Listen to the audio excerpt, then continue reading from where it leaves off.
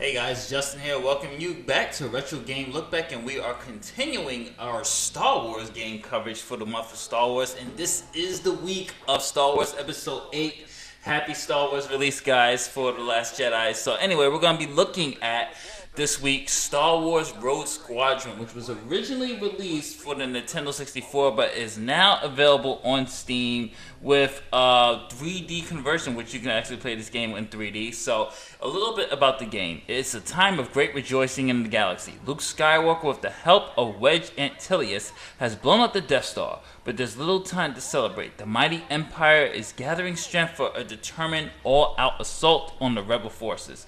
To save the Rebel Alliance from the Imperial onslaught, Luke Skywalker and Wedge Antilles have assembled the Rogue Squadron, a group of 12 of the most skilled, battle-tested starfighter pilots. You will fly into battle as Luke Skywalker to engage in intense, fast-paced planetary air-to-ground and air-to-air missions, dogfights, search and destroy, bombing runs, rescuing assignments, and more. And this, to this day, you guys, to me personally, is one of the best Star Wars games, especially when it comes to air battles and starfighting sequences. This game blew us away back when it was originally released for Nintendo 64.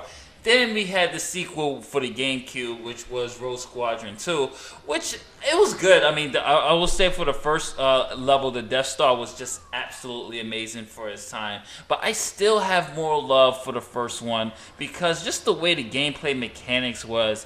I mean, this was really a Star Wars fighting game that we really deserved, and we got.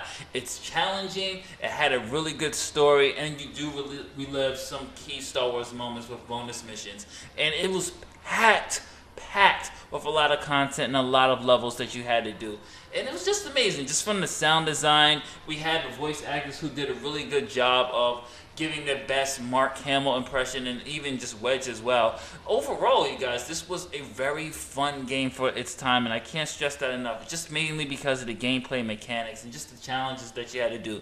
Not to mention you had various ships that you had. You had the X-Wing, you had the Y-Wing, you had the A-Wings as well. Snow speeder levels. It was all was here, which was really good. So you had to fight on planet Hoth. You even had the Death Star mission as well. There's so much things that was packed into this game, and to this day, it's still one of the best Star Wars games to this day. I don't think nothing yet has really topped the Rogue Squadron series, because just the way they were able to give you that feel of Star Wars and just have how it feels to just really pilot the X-Wing and just you fighting off the starfighters and the empires. It was just a absolutely amazing game. And even now, this is the footage that you're seeing here is my gameplay that I use for the Steam, and it just shows you how it still holds up to this day. Graphics still looks beautiful with a little bit more of I will say a little bit more of an upgrade to make the buildings and just the background and the use of colors a little bit more smoother compared to the 64 version, but it still holds up to this day.